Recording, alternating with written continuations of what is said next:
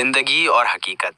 एक बादशाह ने बादशाहत संभालते ही ऐलान किया कि आज के बाद झूठ बोलने वाले और चोरी करने वाले का सर कलम कर दिया जाएगा। पूरी सल्तनत में मनादी करवा दी गई और जल्दी से हालात बदलने लगे। लोग बादशाह की तारीफ करते नजर आते थे। एक दिन बादशाह ने सोचा कि क्यों ना खुद ही चक्कर लगा के देखा जाए कि झूठ फराड है या खत्म हो गया, और फिर भेस बदलकर निकल पड़ा।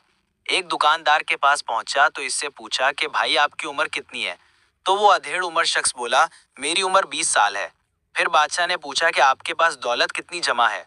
तो वो बोला कि जनाब 1000 अशरफियां मेरे हिसाब में जमा है। फिर सवाल पूछा कि आपके बेटे कितने हैं? तो वो बोला जनाब एक ही बेटा है।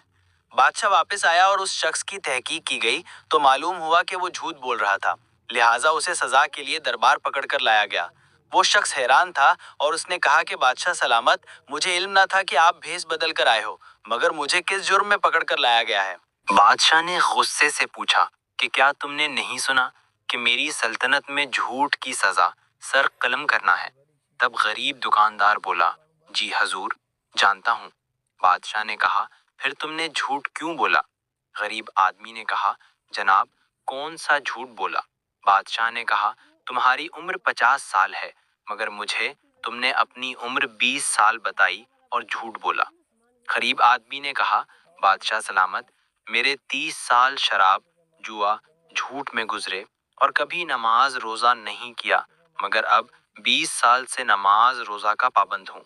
इसलिए मैं समझता हूँ यही उम्र सब कुछ है। फिर बादशाह ने कहा कि तुम्हारे पास बहुत माल है, मगर मुझे सिर्फ 1000 अशरफियां क्यों बताईं? वो गरीब आदमी ठंडी आ भर के बोला, हजूर, मैंने अल्लाह की राह में 1000 अशरफियां खर्च की हैं जो मेरे काम आएंगी। बाकी सब दौलत दुनियावी है, मेरी नहीं। फिर बादशाह ने कहा कि तुमने कहा मेरा एक ही बेटा है, जबकि तुम्हारे 5 बेटे हैं। वो शख्स बोला, हजूर, मेरे 4 बेटे निकम्मे और नाफरमान हैं, ना नमाज आती है, ना कलमा, और ना हमारी खिदमत करते हैं। सिर्फ एक बेटा खिदमत गुजार और तहज्जुद गुजार है, इसलिए वो औलाद कहलवाने के काबिल है। बादशाह ने कहा कि ए बंदाए खुदा, तुम हक पे हो और बेशक तुम्हारी बात सच्ची है। अहबाब, अपनी जिंदगी और माल दौलत का हिसाब जरूर रखें, हमेशा मस्बत सोच रखें और कोशिश करें हक का साथ दें।